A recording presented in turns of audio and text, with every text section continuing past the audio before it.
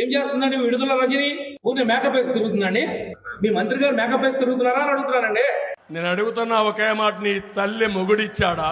మీ అమ్మమ్మ మొగుడిచ్చాడా? మీ నాన్నమ్మ మొగుడిచ్చాడా? తన అమ్మాయిలు వెంట పడమంటే ఎట్టా ఊరుకుంటారా మా ఫ్యాన్స్? అమ్మాయిలు వెంట పెట్టాలంటే ఊరుకుంటారా అంటున్నా. వెళ్ళి ముద్దను పెట్టాలి, కడుపుని చేసేయాలి అంతే. కమిట్ అనే పోవాలి. డైమండ్ రాణి ఆ రోజా కూడా మాట్లాడద్దు. వాళ్ళు కూడా నువ్వు కూడా. ఇప్పుడు మీ గుంటూరు జిల్లాలో ఒక ఆమె ఉంది, హోంమంత్రి సుచిత్ర హోంమంత్రి. ఎందుకు మరి సంక్రాంతానికి హోంమంత్రి? మనకి రికార్డ్ డాన్స్ చేసుకునే నువ్వు, బ్లూ ఫిల్మ్ లో యాక్ట్ చేసే నువ్వు, కిరాయికి వెళ్ళిందని నువ్వు, నీ బతుకు ఒక బజార్ బతుకు. ఒక బజార్ మనిషివి, ఒక బజార్ అయి నువ్వు. నీ అదృష్టం బాగుండి వేళ మంత్రి అయిపోతే. ఈ రోజా ఎపిసోడ్ అయిన తర్వాత పవన్ కళ్యాణ్ గారు స్వయంగా నన్ను హోటల్లో మెచ్చుకున్నారు.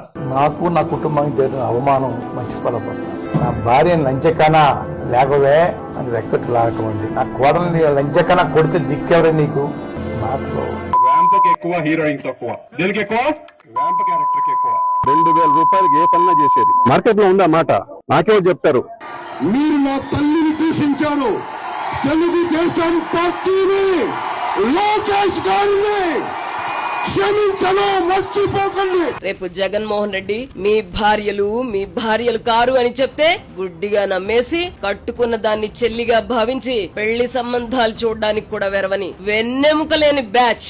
భారతమ్మ విజయమ్మ గారిని విజయమ్మని పిలుస్తారు, భారతిరెడ్డి గారిని భారతమ్మ పిలుస్తారు. మరి వీళ్ళ అమ్మాని పిలిచిన భారతమ్మ అని పిలిచిన వాళ్ళకి వీళ్ళ నాన్నలకి ఏమవుతాడో ఒక్కసారి మనం కూడా ఆలోచన చేసుకోవాలి. మీ సినిమా పరిశ్రమలో బ్రోకర్ లేరా? మీ సినిమా పరిశ్రమలో లంచగొండలు లేరా?